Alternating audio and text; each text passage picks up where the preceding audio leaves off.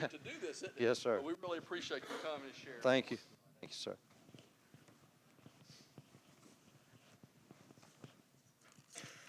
Well, I could have just offered to bow out and not do it at all, and we wouldn't have to worry about scheduling the time. But anyway, I have really enjoyed listening to all the men who have spoke so far. I told Brother Tim that we could have a revival and let these guys preach each night, and it would be a wonderful revival.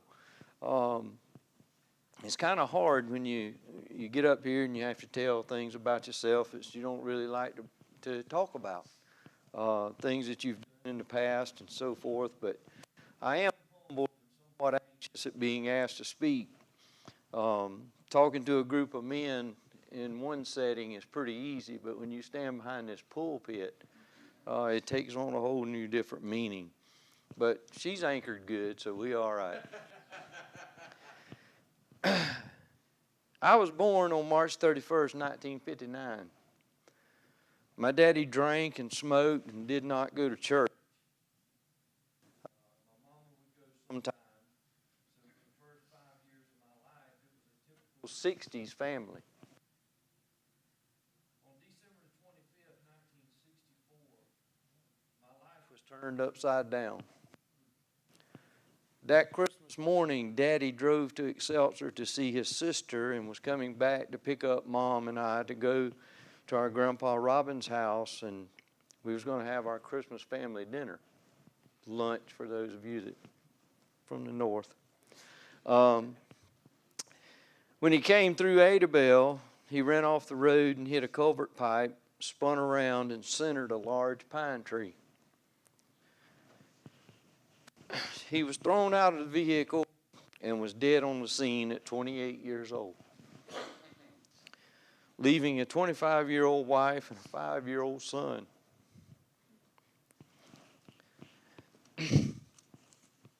I had some good memories of fishing and swimming in the creek and the trips to Florida. I also had some bad memories when Daddy had been drinking. When this happened, Mom and I moved in with her parents, which is my grandparents, and they live diagonally across the road from us, for approximately 2 years. I grew up quick, and Mom would call me her little man. Grandpa was an old line Primitive Baptist, and Granny was a Progressive Baptist. So I had some cross Baptists in me.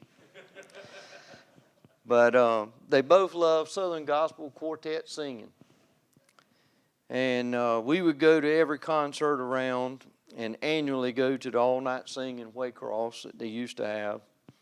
So I grew to love the message of the song as well as the music itself. We had lots of 33 and a third vinyl albums to listen to, if you can even remember what those are. I was probably 6 or 7 years old when me and Grandpa went to the corn crib to feed the hogs.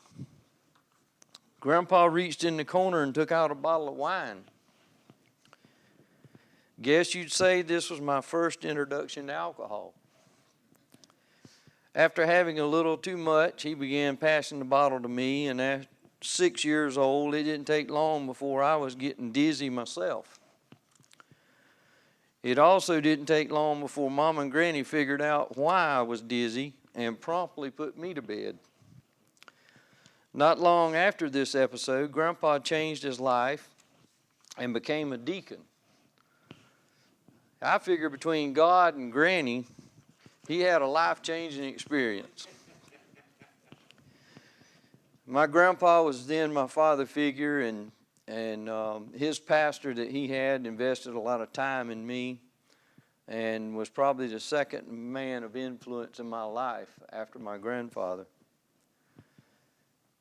My mama and soon-to-be stepdad began dating and was married when I was around 8.5 years old. He was a Methodist. So now we got old line Primitive Baptist, we got Progressive Baptist, and we're going to throw Methodist in there for a while. So we started attending church where he attended, and wound up staying there until I got married.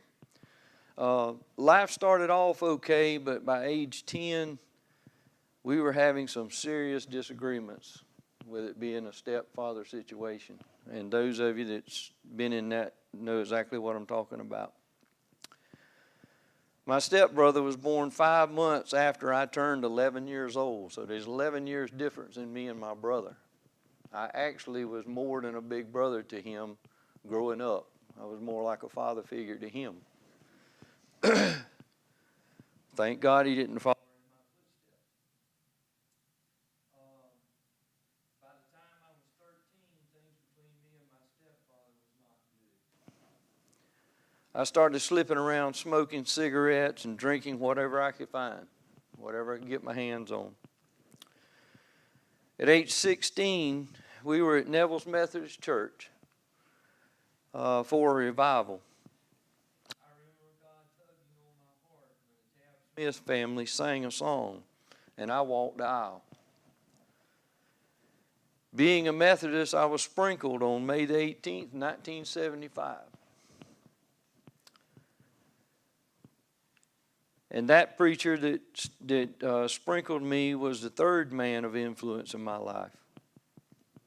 I had just turned 16 years old in March, and before long, the freedom of being 16 was fighting the religious side of myself. Cigarettes, alcohol, and many parties followed. There's people sitting in this congregation tonight that know exactly what I'm talking about and can remember those times that the parties took place and so forth. But Hebrews 11:6, but without faith it is impossible to please God, for he that cometh to God must believe that God is, and that God is a rewarder of them that diligently seek him. The problem was I was not seeking him. Billy Graham said that no man ever turned away from God and found happiness, peace, and joy that was permanent and everlasting. And that was the situation I was in. Then comes fall of 1976. I was starting my senior year. I met a little girl named Charlene Mincy. She was a freshman. Had that long black hair. Raised in a Bible Baptist church. And I know that God put her in my life because I was heading down the wrong path. Amen. I left Bullock County to attend ABAC in Tifton, Georgia from 1977 to 79 and had a large time. I'm not going to give you any details of that. But again, I was straying from the Lord. Thankfully, Charlene was still there when I came back to Bullock County, and I married her in October of 1979. I was 20, she was 17. But if we make it till October, we'll be married 44 years.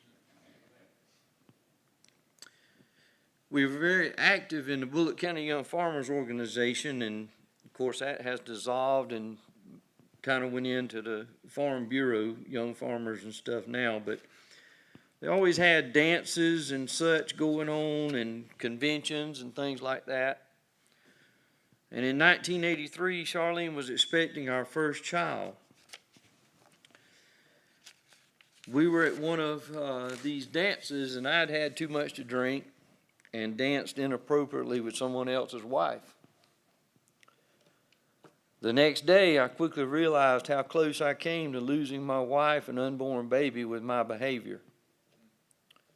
We both realized we were quickly drifting from the Lord and started attending a Baptist church in the area.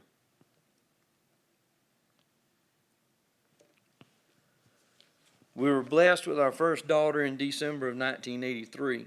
We got involved in the church, and thankfully I stopped drinking, rededicated my life, and was baptized.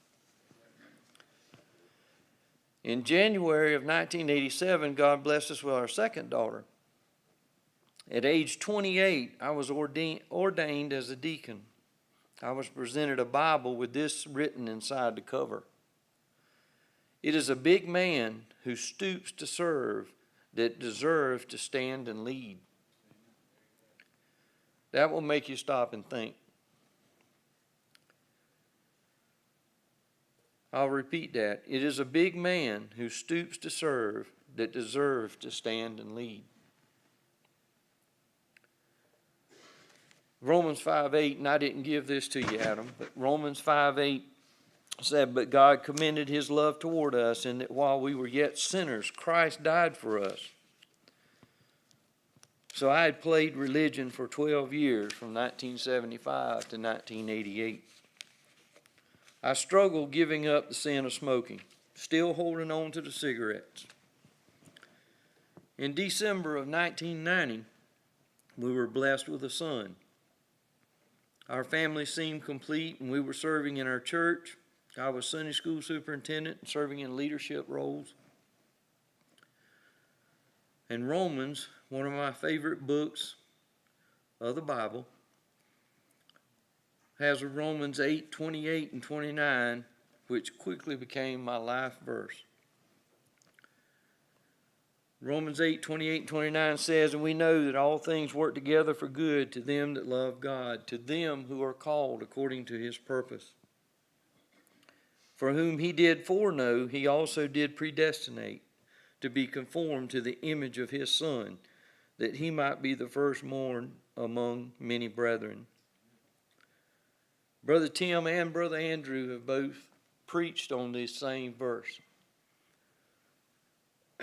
And I have requested that these verses be used at my funeral someday.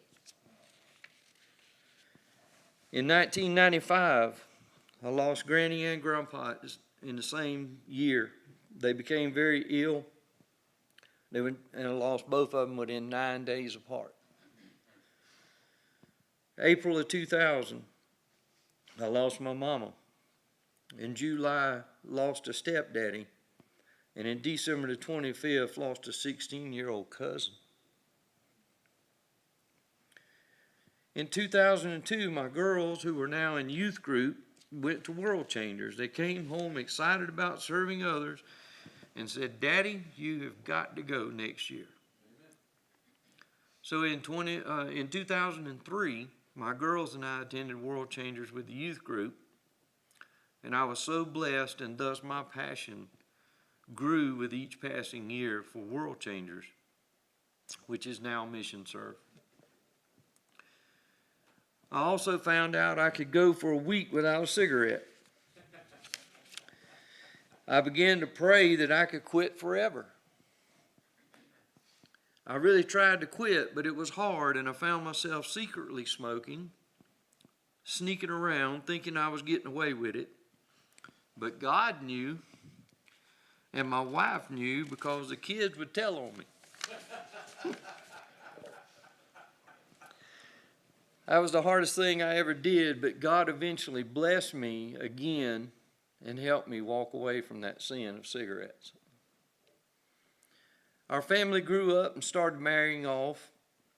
Candy, our oldest, married a good Christian man. He was raised in the church and taught to love the Lord. And through them, God has blessed us with 4 grandchildren. Our second child, Joni, she married a Christian man as well. They have been blessed with 3 children who they are raising in church and teaching them to love the Lord. Our son, Bobby, married a sweet lady from a good family. Ginger, his wife, was saved shortly after they married. So I was able to witness her baptism. God has blessed them with 2 sweet boys. They also attend a church in Statesboro with their children. If you do the math, we went from 3 children to 6 children and now have 9 grandchildren. I'd say God has poured his blessing down on us, and for that we are so grateful. We try to never take his blessings for granted. Dr. David Jeremiah stated, "You haven't seen your best days.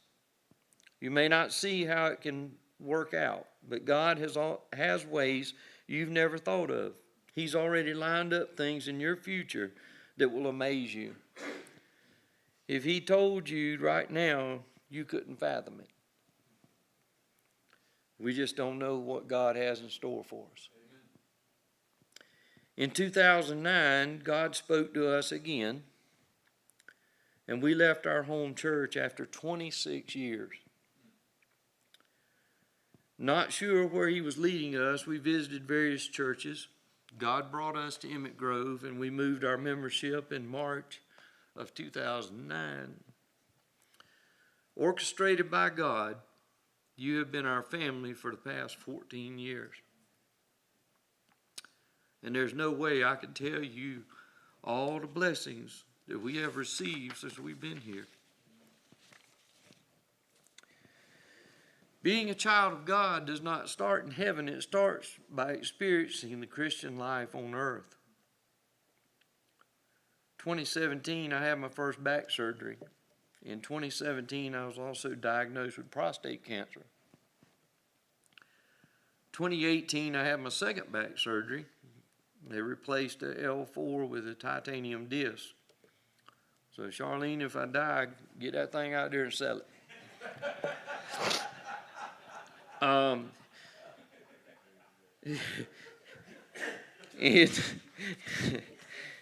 In 2020, I had prostate surgery, and for the past 3 years, I've been cancer-free.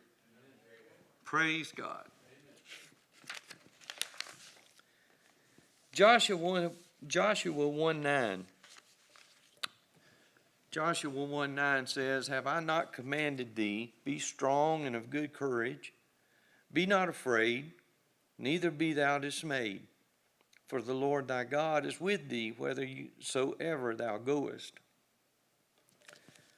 So that has been a good verse for me in my life as I've been through all of this. Next month, when we go to Mission Serve in July, it will be my 20th year that God has allowed me to go continuous. So praise the Lord. I'm growing old and tired and may have to retire within the next year or so. But listen to this. All classes of people were aboard the Titanic. Wealthy people, famous people, highly educated people, illiterate people, and poor folks down in the steerage area. But a few hours later, when the Titanic sank, they posted the list in the office in New York City. There were only two categories: the lost and the saved. That is how God sees humanity. That's one of the reasons I do Mission Serve. 1 John 5:12 says, "He that hath the Son hath life, and he that hath not the Son of God hath not life." So this is why I do Mission Serve. It's a blessing to me, but people need the Lord. And I've also seen young people that went into some kind of ministry work because God called them to service after attending World Changers or Mission Serve. And that's a true statement of witness and the glory of God when He calls a young person to do service.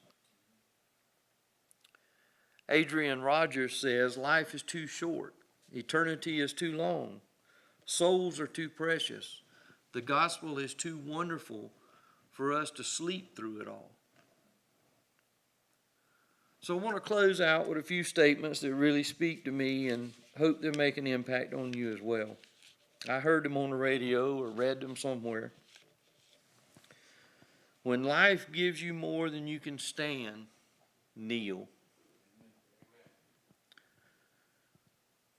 Also, the distance between your problems and the solution is how far your knees are from the floor. Satan gets on you like a shirt sometimes. Boy, that's a big one for me. cars, trucks, health, finances, sometimes all at the same time. The song, Let Me Tell You About My Jesus, is a wonderful song. I made the mistake of doing a devotion of, hey, Satan, let me tell you about my Jesus. Well, guess what? Satan got my attention. So I learned not to taunt the devil.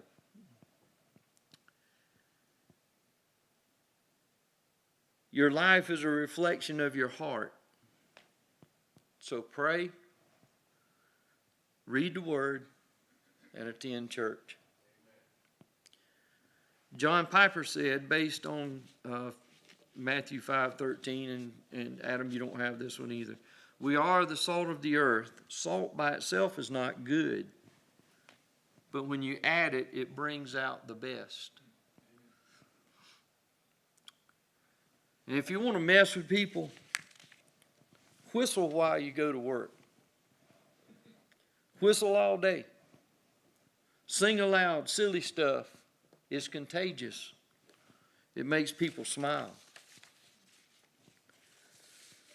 Our body is 80% fluid. Dehydration damages our organs. Spiritual dehydration damages our heart. Jesus said, let him who thirsts come to me. That can be found in John verse 37. So we all have struggles in life. How we handle these struggles depends on our spiritual relationship with Jesus Christ. God bless you all. I love you, and Jesus does too. Thank you for your time.